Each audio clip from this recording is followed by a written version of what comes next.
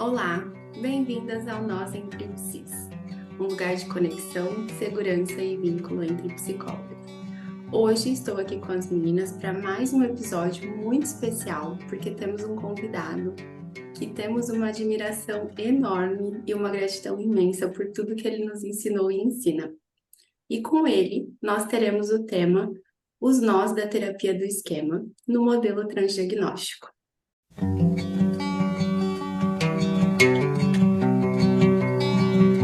Pois é, ouvintes. Hoje temos a honra de receber um convidado especial, que é uma autoridade no campo da terapia do esquema. E pensamos bastante em como falar um pouquinho dele para vocês. E temos que confessar que, ao mesmo tempo que é simples, é tão complexo. Porque ele é um dos principais nomes que temos na terapia cognitivo-comportamental e, além disso, ele é o primeiro brasileiro a ter a certificação no país em terapia do esquema. Mas, gente, eu lembrei de um momento que eu tive com ele que me deu uma luz para chegar em uma palavra para defini-lo: generoso. Porque para ele parece que não importa quem, o importante é levar o conhecimento, discutir sobre a psicologia, crescer, expandir. E por essa característica, hoje temos a terapia do esquema crescendo tanto aqui no Brasil. Então, gente, por tudo isso, hoje até dispensamos o currículo dele, porque o nome já fala tudo. Sim, hoje estamos com ele, Ricardo Weiner.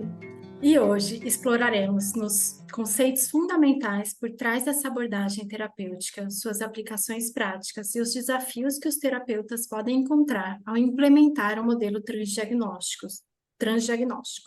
Tudo isso dentro da terapia do esquema.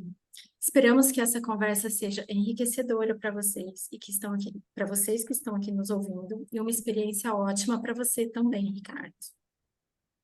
Certeza será. Bom, gente, então sem mais delongas, Ricardo, seja muito bem-vindo ao nosso podcast. Nós aqui estamos imensamente gratas por ter você aqui, por ter, né, pela tua disponibilidade. Sentimos de verdade assim muito honradas nesse momento. E como as meninas já falaram, né, você é uma pessoa que a gente admira muito, que contribui e contribuiu, né, mas que contribui muito até hoje assim com o nosso conhecimento.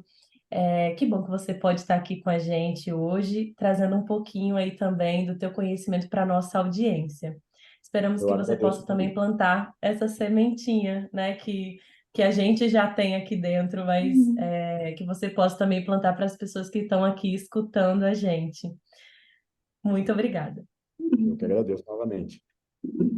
Então, para a gente começar, Ricardo, diz um pouquinho para a gente como é que você chegou na psicologia primeiro, né? Conta um pouquinho da sua história, como é que você chegou na TCC, na terapia do esquema. Conta um pouquinho da sua trajetória para a gente. Bom, remonta isso a mais de 30 anos atrás, né? Eu entrei na psicologia em 88, me formei em 92, e desde o início, dentro da parte, desde o início da faculdade, meu objetivo era a clínica, mas nos primeiros semestres, na verdade, no segundo semestre da faculdade, eu quis muito entrar no campo da pesquisa, a partir de um professor que trazia algo bastante inovador na época, que era a psicologia cognitiva, não no sentido de psicoterapia, mas sim da psicologia cognitiva experimental, com trabalho em processos básicos.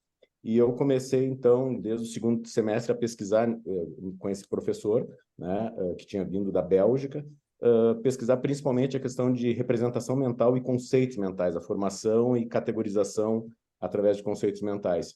E nesse contato com uma área fundamentalmente experimental, eu me fascinei pela pesquisa, mas o viés clínico ainda seguia muito forte e, conhecendo a psicologia experimental cognitiva, eu comecei também, a partir desses estudos, a conhecer a terapia cognitiva, né, de Beck, de Ellis, e fui estudando de forma autodidata na época, com livros e artigos, até que conheci tanto o professor Bernard Ranger, do Rio, quando veio fazer uma palestra na universidade, na PUC, né, do Rio Grande do Sul, onde eu estudava, quanto o psiquiatra Paulo Knapp, que tinha vindo, então, do Instituto Beck e estava formando a sociedade, Federação Brasileira de Terapias Cognitivas, né? Na época, Sociedade, e eu fui um dos membros fundadores junto com ele. E aí a gente foi avançando e me encantei muito pelo modelo cognitivo-comportamental, principalmente por ele ter uma base muito sólida na pesquisa, que eu também faria parte. Então, assim, os conceitos que vinham da psicoterapia, todos eles eram embasados de maneira muito sólida em pesquisa. E isso dava uma seriedade, isso dava uma objetividade à terapia, né? Se entendendo os mecanismos de mudança por detrás da TCC, que me encantaram. E mais no final da faculdade, né, em 92, eu comecei a ter acesso a alguns papers e alguns livros da terapia do esquema, que tinha surgido há pouco, 88, né? Então, 88, 92, nós temos o início dos trabalhos mais iniciais e importantes, demarcadores da terapia do esquema, e eu tive acesso, então, ao Schema Therapy, o livro básico e a bíblia da terapia do esquema, e aquilo respondeu uma série de questões que, para mim, ainda eram, digamos assim, eu tinha reticências quanto ao modelo da TCC, principalmente a questão da questão desenvolvimental, ou seja, a terapia cognitivo-comportamental, obviamente, como qualquer grande teoria e terapia, dão valor à fase inicial da vida, à infância, né, à tenra infância, dizendo que muitos dos esquemas, tanto os esquemas adaptativos quanto os desadaptativos, surgiam ali, mas iam surgindo ao longo da vida, mas não explicavam em que momentos específicos isso acontecia, né? E a terapia do esquema, justamente por vincular com a teoria do apego e também com outras teorias, teoria do apego, a questão desenvolvimental mesmo, ela começa a mostrar que existem intervalos críticos de aprendizagem, onde depois nós, na terapia do esquema, chamamos, então, dos domínios esquemáticos, ou as 5 grandes tarefas evolutivas, onde necessidades emocionais básicas têm que ser supridas. E aquilo, então, funcionou muito bem. E, além disso, eu sempre tive interesse com pacientes agressivos, com comportamento violento, e então a personalidade antissocial, personalidade narcisista, borderline, sempre me interessou muito. Tanto a minha dissertação de mestrado quanto a minha tese de doutorado utilizaram como participantes pessoas com transtornos de personalidade, né? Então, casou como uma luva, principalmente também as técnicas vivenciais experienciais que eu estudava anteriormente pela Gestalt, mas dentro de uma perspectiva fenomenológica, existencialista, onde não havia explicação. Se sabia que funcionava aquelas técnicas, mas não tinha uma explicação, porque a abordagem fenomenológica existencialista nem pressupõe explicar, pressupõe compreender, né? Então, isso tudo foi me fascinando. E, em 98, o Jeffrey, a federação, né, muito na figura do saudoso Paulo Knapp, trouxe o Jung pela primeira vez aqui no Rio Grande do Sul, e para um grupo que tinha não mais de 50 pessoas, e aquilo realmente foi um divisor de águas no meu encantamento pela terapia do esquema, né, justamente porque a terapia do esquema é uma terapia cognitivo-comportamental, mas com recursos e complementações teóricas bem sólidas. E aí, continuei estudando, utilizando esse conhecimento de uma forma autodidática, com uma série de erros, posteriormente eu vi, porque às vezes a gente você lê o livro, você tem uma interpretação, mas quando você vai fazer a formação, você se dá conta que tem coisas que não eram bem assim. E então, em torno de 2010, eu fiz a minha formação oficial lá em Nova York, em New Jersey, com o Jeffrey Young e o Wendy B. Harry, e voltei para o Brasil, né, com a ideia de poder divulgar isso, que eu achava que era uma contribuição muito importante, divulgando desde a graduação, que eu dava aula na PUC, dei aula por muitos anos lá, né, então nas disciplinas que falavam de TCC, de personalidade, na abordagem cognitiva, se trazia isso, sendo na verdade, no final das contas, a PUC foi o primeiro curso de psicologia a apresentar a terapia do esquema, e felizmente hoje nós temos isso em vários outros estados do Brasil, e uma aceitação muito grande, né? Entre outras coisas, porque a terapia do esquema, ela, de certa maneira, ela casa muito com a nossa cultura brasileira, no sentido de que nós somos muito, muito bons reparentalizadores, né? O conceito de reparentalização limitada, de suprir as necessidades emocionais do paciente. Nós somos muito bons nos 2 primeiros domínios, né? No primeiro e segundo, que são os mais difíceis, e nós fazemos isso muito bem, melhores praticamente do que quase de forma instintiva nós fazemos isso, né? Isso é uma visão, inclusive, dos grandes autores dentro da terapia do esquema a respeito disso. E foi esse o caminho, né? Então, primeiro, a psicologia experimental cognitiva em termos de pesquisa, depois a TCC e, posteriormente, a terapia do esquema. E que privilégio, né? Quando você fala do grupo ali, né, de pequenas pessoas que estavam Uhum. em que, né, trouxeram ele até a universidade. Também privilégio, até eu acho que partiu muito de você, enquanto professor, enquanto pessoa, divulgar a terapia do esquema, que eu acredito até então que nas faculdades, né, isso não era divulgado, isso não era.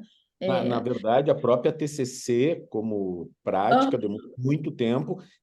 Na PUC foi uma das primeiras, juntamente com o Rio de Janeiro, mas com caminhos diferentes. Na PUC do Rio Grande do Sul, ela entrou pelo caminho da psicologia cognitiva experimental, enquanto no Rio de Janeiro ela nasce fundamentalmente do modelo comportamental, do avanço do modelo comportamental, onde o professor Aham. Bernard G, a professora Falcone, trabalhavam de forma comportamental e vão fazendo a evolução, digamos assim, uma transição para o modelo cognitivo comportamental. Então, foi aquela história, foi um momento histórico importante para essas divulgações, né?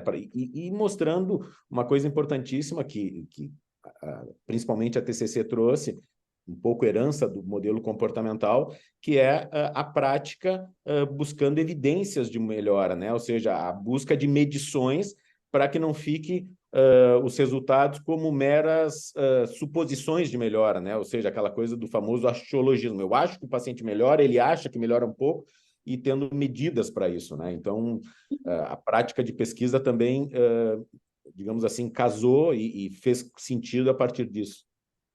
Uhum.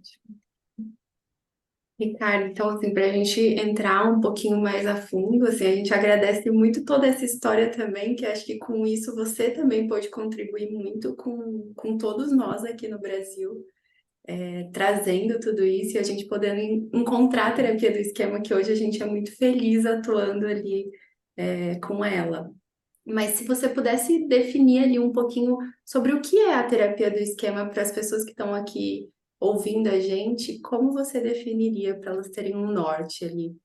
Eu acho que a gente tem que pensar a terapia do esquema como uma terapia cognitivo-comportamental avançada, que busca trabalhar padrões disfuncionais crônicos na vida do paciente, né? Então, ela não diferente, por exemplo, da TCC tradicional, que trabalha num foco prioritário de resolução de problemas ou aspectos pontuais.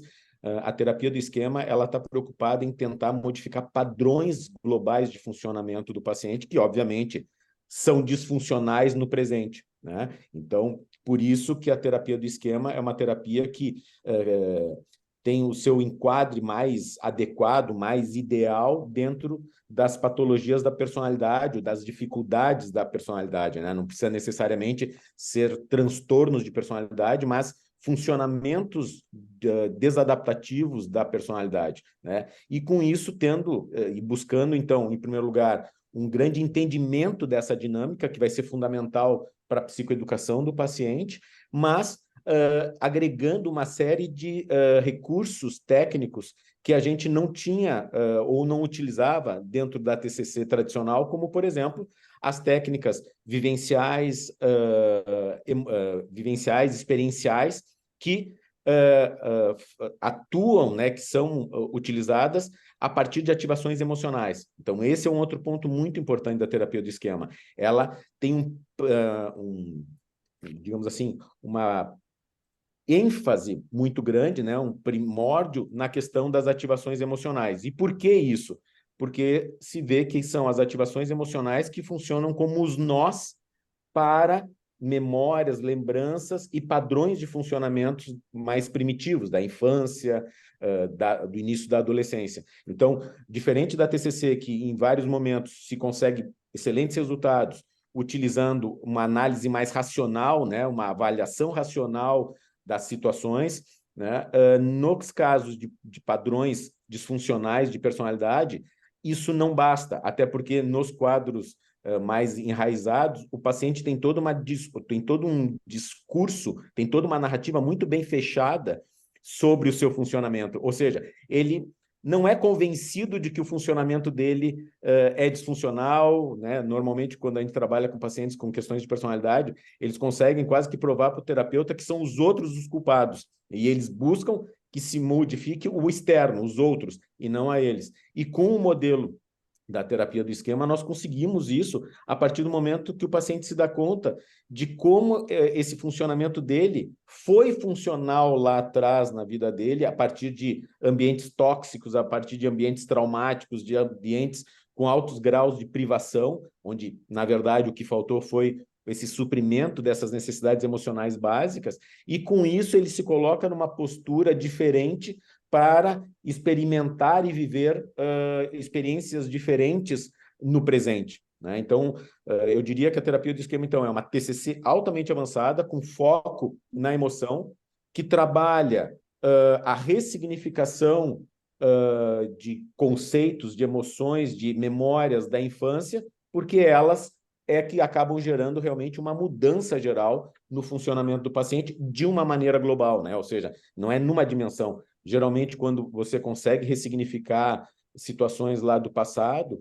o paciente tem uma mudança meio que global, ou seja, porque eu mexo num esquema inicial desadaptativo, como, por exemplo, o esquema de abandono, esse esquema vai atuar nas relações afetivas, nas relações familiares, nas relações de amizade e assim por diante, porque é como se esses esquemas iniciais desadaptativos fossem os tijolinhos que a casa é montada, né? Mas esses tijolinhos repercutem em toda a casa.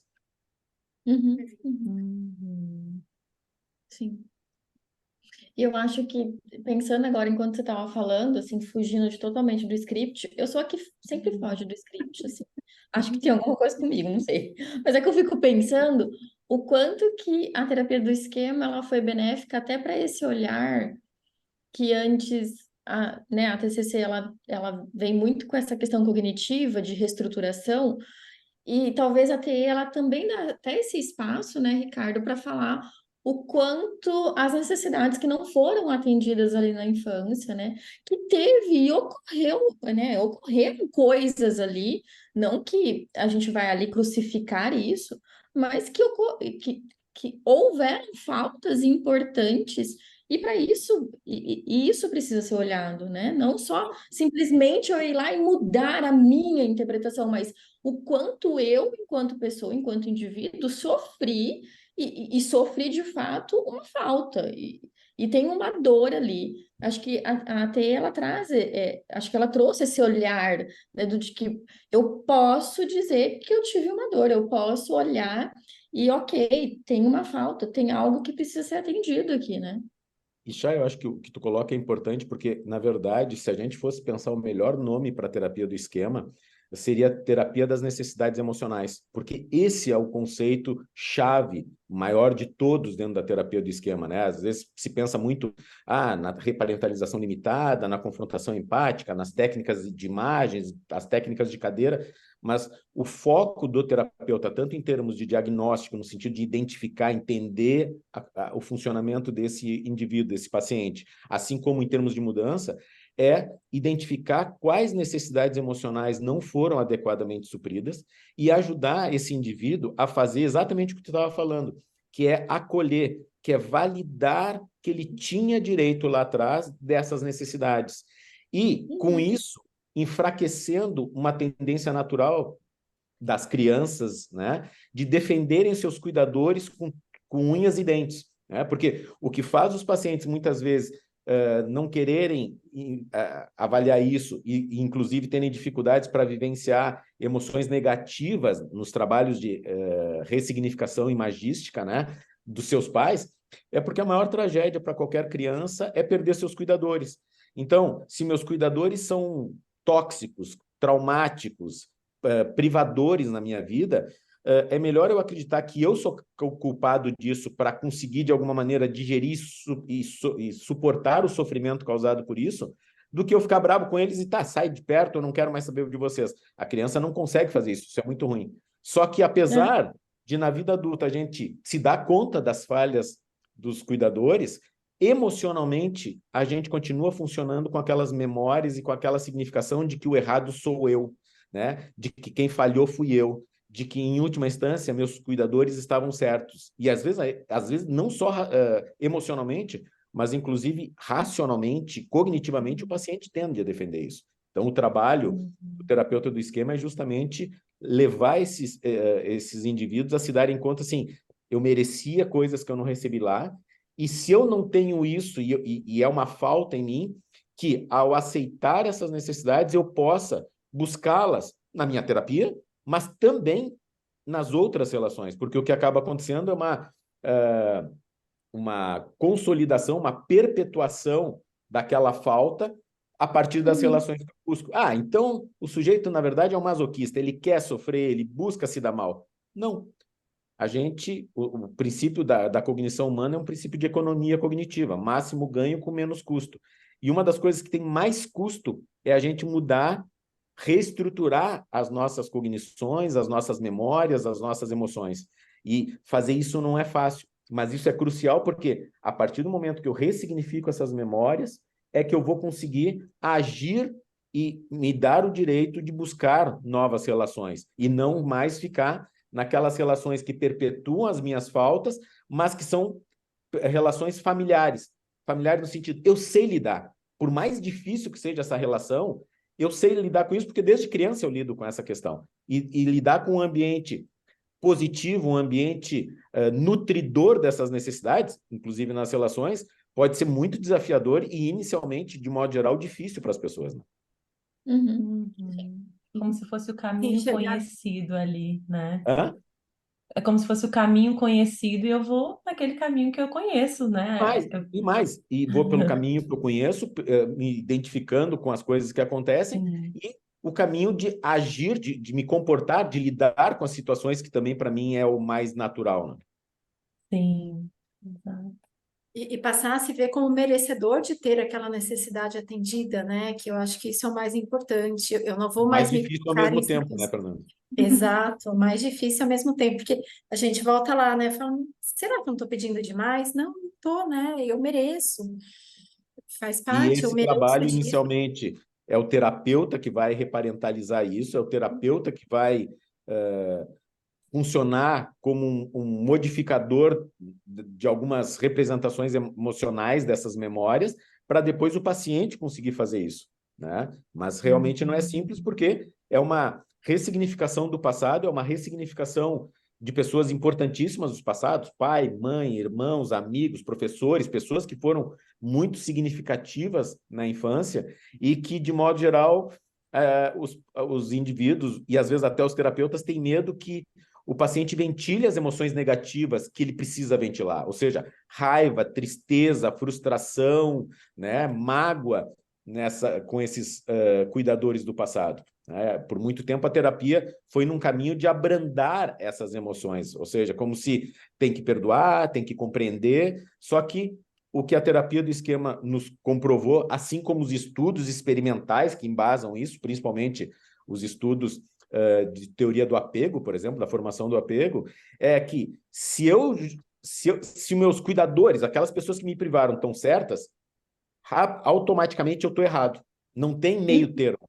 Então, na medida que eu aceito que eu merecia eu merecia aquelas necessidades e que eu fui injustiçado, que eu não tive o que eu merecia, e com isso eu fico chateado, incomodado, brabo com meus cuidadores, é aí que eu tenho uma chance de mudança, né? Tem a liberdade, né? Tem a liberdade de você poder dar sentido para aquilo. Porque eu acho Exato. que o quanto esses pacientes não tiverem sofrimento, sei lá, né? Em um tipo de terapia, né? Da área, que não olhava para isso, né? Que ou talvez incentivava até cada vez mais de que ele que tinha que mudar, porque ele é o errado. Né? Então, Não, o quanto e outra, isso né, gera. Chay? Na TCC tradicional, o trabalho de tentar ajudar o paciente a se dar conta das suas distorções cognitivas, ou mesmo de ajudar o paciente a tentar repensar algumas crenças, quando essas crenças dizem respeito a esquemas tão primitivos, o paciente tem uma argumentação extremamente bem montada, desenvolvida ao longo da vida, para justificar essas crenças. né? Uhum. Então, a disputa racional, o mero diálogo socrático, não é suficiente, né? Até porque tem uma outra grande verdade, né? A busca de evidências, claro que a gente vai, como se faz na TCC, a busca de evidências que confirmam uma crença, um pensamento automático, e as que não confirmam, a gente encontra dos dois lados. E o paciente, quando encontra uma crença, que seja uma ou duas, que justifiquem o esquema inicial desadaptativo, ele cria derivações dessas duas, e ele, se numa discussão, ele vai ganhar de ti. Tu não vai conseguir convencê-lo meramente com argumentações. Tanto é que a terapia do esquema, ela usa técnicas cognitivas, assim como as técnicas emocionais e as comportamentais, mas ela sabe que as cognitivas é mais no início, e depois, se tu não conseguir as mudanças pela experiencial e comportamental, não vai funcionar. Sim. O E Ricardo, pra eu gente... fico... Pode falar. eu ia puxar um pouquinho o gancho ali para o Pode quanto o que a puxar. gente está falando aqui agora talvez não case muito bem com esse modelo transdiagnóstico também que traz um pouquinho dessa formação ali, né? Que não olha só para sintomatologia e tudo. Você consegue falar um pouquinho sobre o modelo transdiagnóstico para a gente cruzar essas duas? Que na sua palestra, né, lá no simpósio, agora que ocorreu agora em São Paulo, tinha que ser um mini curso, né, de meio período. Eu tô achando já que a gente errou de trazer esse tema, porque assim, não vai dar para falar nada do que a gente queria, porque é muita coisa, né? É que assim, a terapia do esquema, ela se mostra como um modelo altamente compatível, quase que naturalmente compatível com a ideia da abordagem transdiagnóstica, que não é uma abordagem tão novinha, né? Já data ali final dos anos 90, então em ciência isso é pouco, mas assim, não é uma grande novidade. E o modelo transdiagnóstico, ele é interessante porque ele se foca exatamente nas dificuldades e nos mecanismos que geram as dificuldades nos pacientes. Fundamentalmente, então, nos processos de vulnerabilidade, os mecanismos de vulnerabilidade e os mecanismos de resposta a essas vulnerabilidades. Então, ele trabalha muito focado em processos psicológicos básicos, que tem uma base de pesquisa muito sólida, e também identificando o que realmente faz a mudança na resposta a esses processos. Então, não é que o modelo transdiagnóstico vá contra o modelo categorial ou dimensional, né, que a gente utiliza, e eu acredito que a gente vai continuar usando para sempre, né, talvez em proporções menores, porque ele é importante para comunicação científica, para a capacidade da gente se comunicar e entender alguns conceitos amplamente, né? Então, quando eu falo, esse sujeito tem um transtorno depressivo maior, todo mundo entende o que é isso. Mas é importante que, pelo modelo transdiagnóstico, a gente se dê conta que tu tem vários transtornos depressivos maiores, dependendo da pessoa. Ou seja, eu Não é preciso um fazer só. eu preciso fazer uma individuação, uma customização do tratamento e do entendimento para cada paciente. Porque não é simplesmente um aglomerado de sintomas, sinais e sintomas, mas sim relações causais entre esses sintomas que o modelo transdiagnóstico busca. E a terapia do esquema acaba caindo muito bem nisso, principalmente com a ideia do trabalho de modos esquemáticos, né? Que os modos esquemáticos são o quê? São lados do paciente, né? Jeitos de funcionar, tanto em termos de entendimento, de cognição, de emoção, quanto de estratégias de lidar, que são ativadas em determinados momentos. E esses modos, esses jeitos de funcionar, têm os adaptativos e os desadaptativos. Mas todos eles com uma, digamos assim, uma conexão, uma coerência bastante importante. Então, quando um terapeuta do esquema está trabalhando sobre modos, ele não precisa estar preocupadíssimo com qual diagnóstico ou esse paciente ou não tem. E às vezes demora para certos diagnósticos, até porque a gente sabe que a comorbidade é a regra, não a exceção. Então, é raríssimo você pegar um paciente, esse paciente só tem transtorno borderline de personalidade. Não, Isso é o transtorno, talvez, prioritário dele. Mas ele tem, a gente, muito comumente, quem trabalha com transtorno de personalidade brinca, esse paciente tem transtorno do cluster B, ou seja, ele é prioritariamente borderline, mas às vezes ele funciona como narcisista, às vezes antissocial, às vezes histriônico, às vezes uma mescla disso tudo. E se eu conseguir identificar quais modos representam cada uma dessas e ajudar o paciente a tratar, lidar com esses modos, eu estou lidando com toda essa complexidade diagnóstica e não preocupado somente com uma sintomatologia específica e ponto final, né? Não Então, preocupado somente com um nome, né? Com um nome fechadinho. ou especificamente com a ideia, ó, agora não fecha mais critérios para tal transtorno.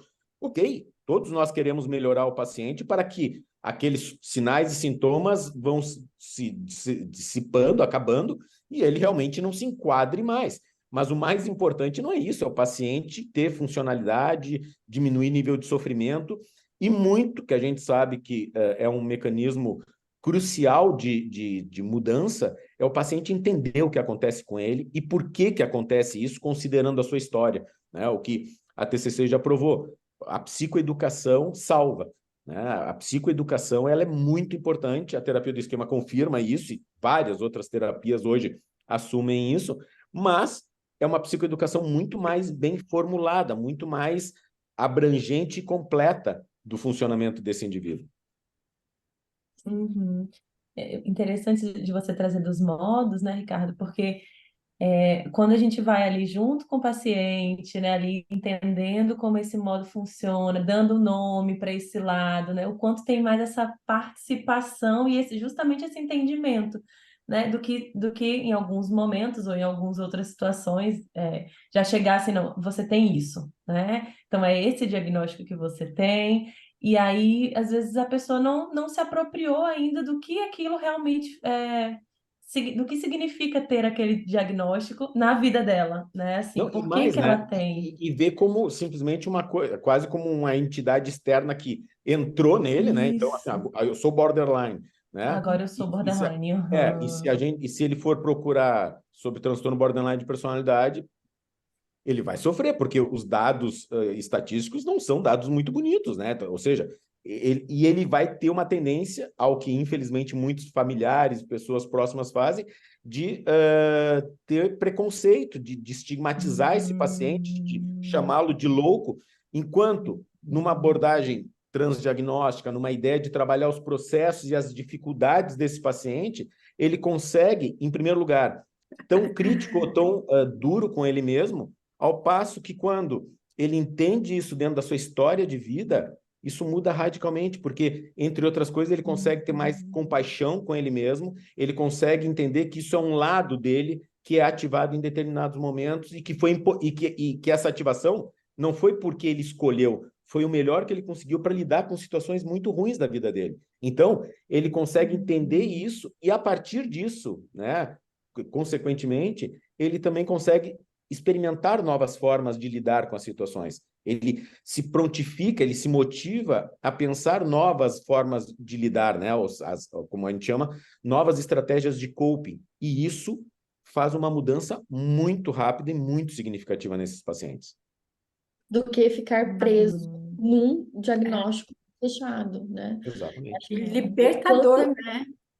O quanto fica mais leve eu entender o meu funcionamento e como eu posso lidar com ele, e entender o meu funcionamento, por que que o meu funcionamento é assim, e como eu lido com esses meus lados, do que eu ter um nome com critério somente. Não, como o Ricardo falou, né? A gente não está dizendo aqui que não precisa mais, né? Não está dizendo que não fará, não será mais isso.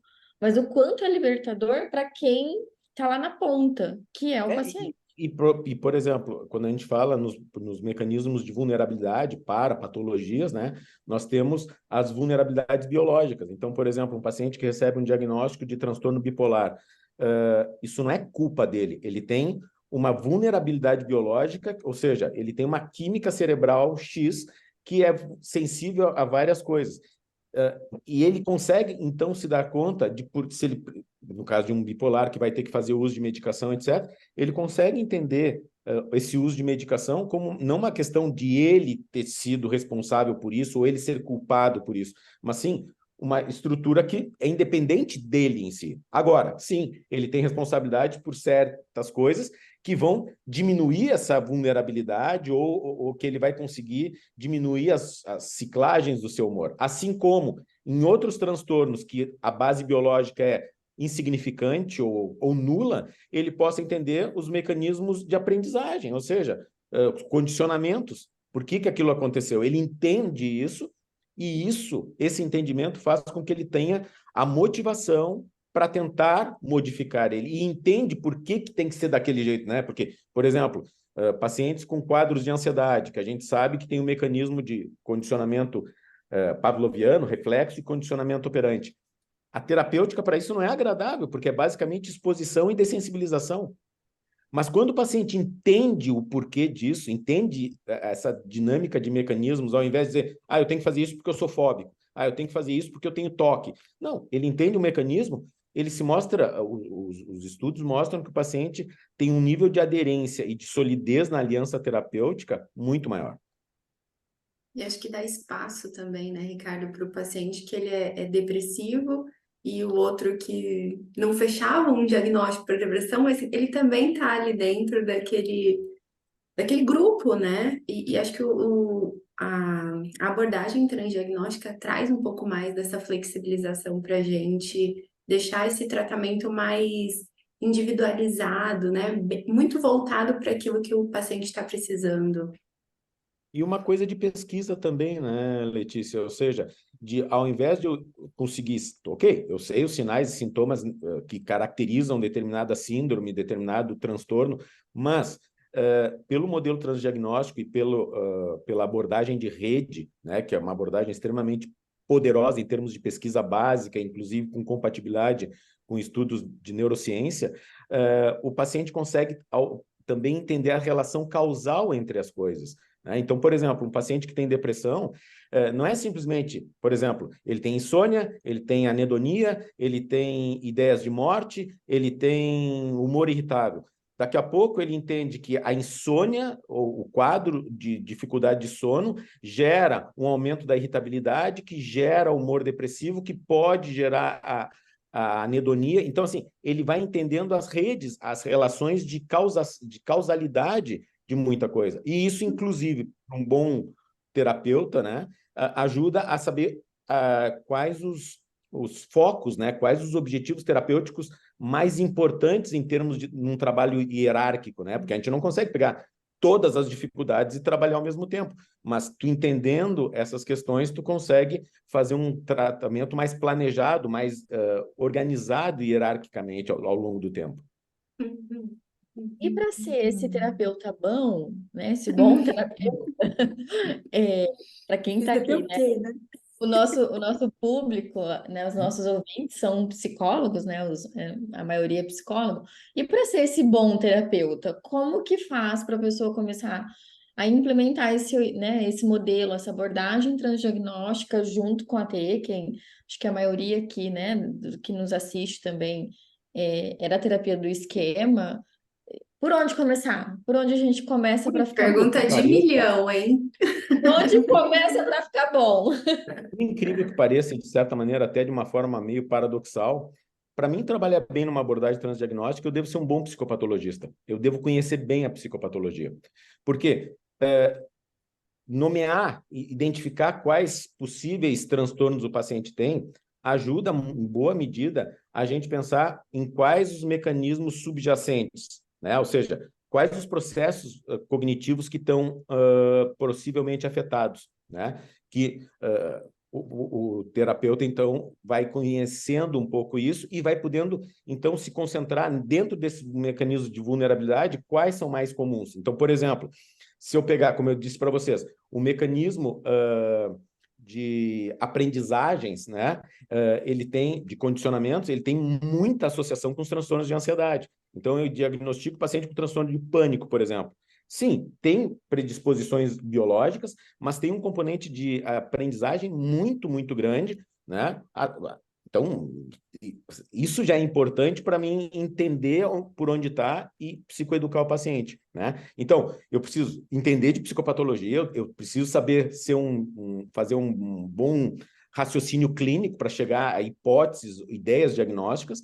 Eu preciso, por outro lado, conhecer um pouco dos processos psicológicos básicos mais importantes relacionados aos transtornos mentais, ou seja, esses 4 mecanismos de vulnerabilidade, os 4 mecanismos de respostas mais comuns e que, por exemplo, estão inseridos nas abordagens mais atuais. Então, por exemplo, a gente consegue entender isso muito bem, por exemplo, como mecanismo de resposta, evitação experiencial. Pô, isso é o top da ACT. Sim, da ACT, mas da terapia do esquema, a própria TCC fala disso, a terapia focada na compaixão fala em termos de drives. Então, eu consigo ver aquela evitação experiencial em vários entendimentos psicoterápicos e como se trabalha eles e quais as abordagens trabalham melhor. Então, por exemplo, a ideia de trabalhar um paciente com evitação experiencial, ela vai levar ao modelo da terapia do esquema e ao modelo da ACT, que são os 2 melhores modelos que mostram melhor eficácia para trabalhar a evitação experiencial. Então, e aí você vê o pepino, na verdade, o problema que é trabalhar dentro da abordagem transdiagnóstica, que é você precisa ter um conhecimento mais amplo de várias abordagens, você não fica restrita a um universo. E essa é uma tendência do campo da psicoterapia, né? Desde 2018 tem se trabalhado, tem vindo muitos artigos, principalmente do Hoffman, o Dagt, o Reis, né? Tem vindo muito estudo mostrando que a ideia de um modelo unificado. Eu não acredito num modelo unificado, mas é importante entender assim, o terapeuta ser apto a ser eclético e entender as diferentes ferramentas de vários modelos que ajudam em algumas situações, né? Então, é importante que o terapeuta tenha um arsenal maior de técnicas e de entendimento, tá? Isso, por um lado, é muito legal, mas é muito trabalhoso. Então, na verdade, o que precisa é um incremento de conhecimento, né? A própria terapia Só do isso. esquema é só isso, né? Tem bom em tudo.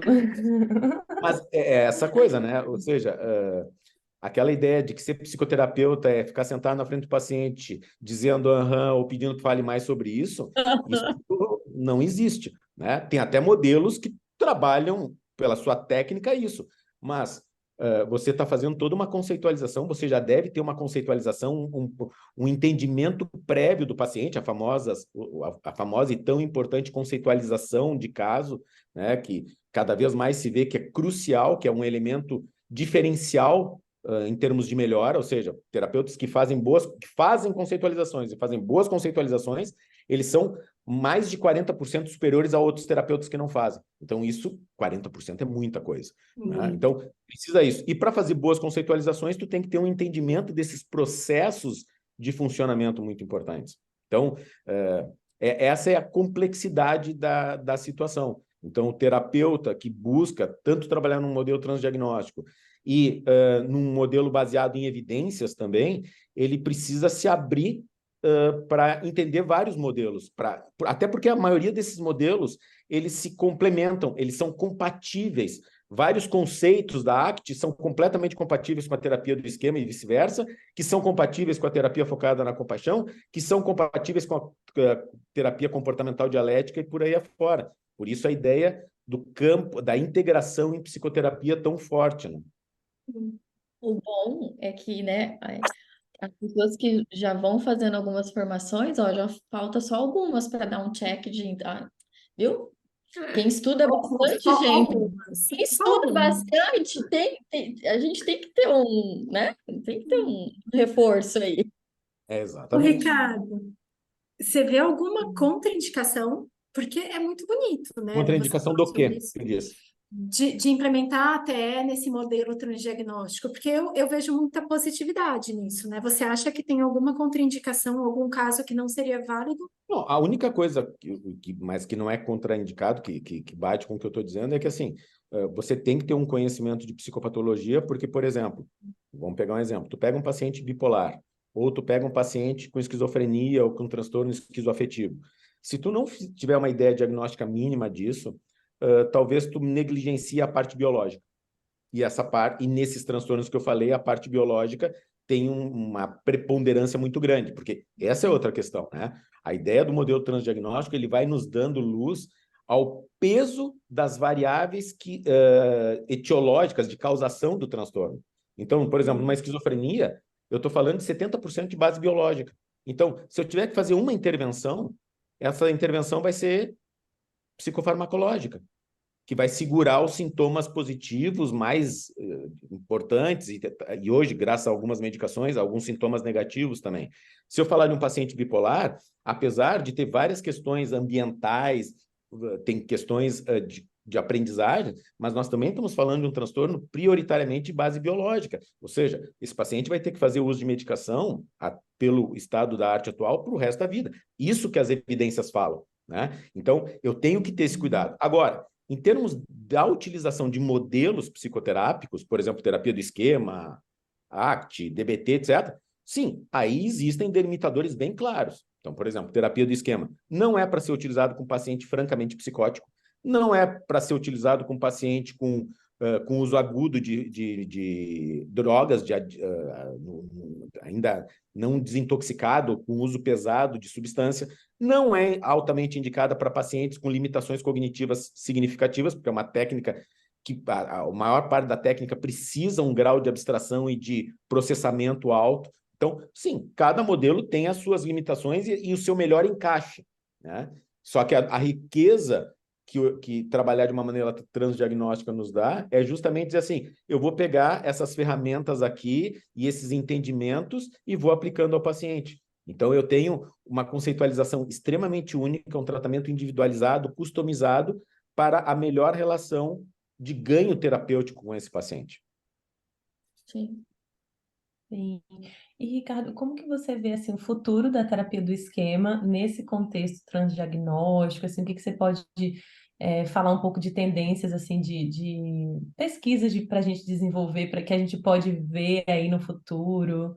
Como que você vê isso? Isso eu digo assim, o meu filho tem falado muito sobre isso e trabalhado nisso, né? Porque ele está fechando o doutorado dele exatamente nessa área. E tem um estudo de Delphi na terapia do esquema, onde uma preocupação da comunidade foi exatamente identificar quais pontos que seriam mais importantes, mais significativos para o avanço da terapia do esquema. E uma das questões indiscutíveis é provar experimentalmente vários conceitos. Por exemplo, o conceito de necessidade emocional básica, embora seja um conceito antiguíssimo dentro da história da psicologia e da psicoterapia, ele não é um conceito que foi provado experimentalmente, né? Tanto é que, por exemplo, nós não temos praticamente instrumentos que meçam necessidades emocionais básicas. E isso é fundamental. Empiricamente, vivencialmente, a gente sabe que existem, né? Na Agora, prática e na vida. Tu tem que provar. Será que realmente são 5 grandes grupos dessas necessidades ou são mais? Então, essa eu acho que é a primeira grande questão. A segunda é melhorar os instrumentos de avaliação, porque já nas práticas baseadas em evidências e no trabalho com cunho científico, né, eu preciso comprovar que há evolução no tratamento, e para isso eu tenho que fazer medições, né? Aquela velha máxima da administração, o que não é mensurado não pode ser administrado, né? O que não pode ser medido não pode ser administrado. Então, isso é importante, e os questionários, os instrumentos que nós temos na terapia do esquema ainda têm questões psicométricas bem questionáveis, né? De modo geral, vários instrumentos que a gente tem no campo da psicoterapia e da psicopatologia são questionáveis sobre isso. Então, esse é outro avanço. E o avanço também em entender as minúcias do efeito de uma série de técnicas. Então, por exemplo, o trabalho com imagens mentais é um trabalho que tem uma base experimental muito forte. Se sabe o que o trabalho com imagens mentais causa em termos de memória. Ou seja, eu tenho no processo de consolidação de memória, sempre que eu trago uma memória à tona, ela pode ser modificada. Sabendo como ela é modificada, e se sabe como fazer isso, eu, de fato, modifico a base emocional daquela memória que eu desenvolvi aos 2, 3 anos de idade. E a gente sabe por quê, para acionar essa memória de 2, 3 anos de idade, ou questões sensoriais ou questões emocionais. Conversando, eu não acesso aquilo. A gente precisa disso para outros processos cognitivos. Esse nível de entendimento e de, digamos assim, é uma análise quase microscópica do processo de mudança. E isso é muito bacana.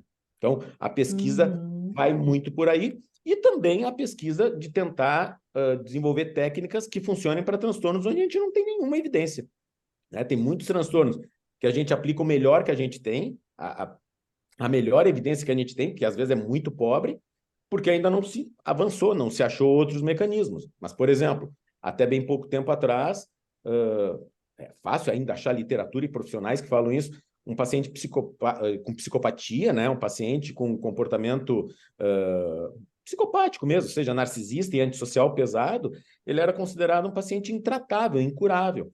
A partir do modelo da terapia do esquema, da ideia do que, na verdade, esses pacientes, sim, eles têm núcleos de vulnerabilidade, só que são altamente blindados, e a partir do entendimento de como se consegue fazer esse paciente acolher a vulnerabilidade, hoje tem resultados incríveis com pacientes psicopáticos, institucionalizados, pacientes delituosos, graves, né? É uma evidência limitada? Ainda é, porque é de casos e de estudos de caso, mas se vê um caminho para isso.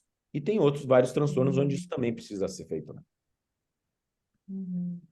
Tem É chão. incrível, né? A gente pensar no futuro. Tem muita coisa para Muita ser feita, coisa, graças a Deus, né? muita coisa. É.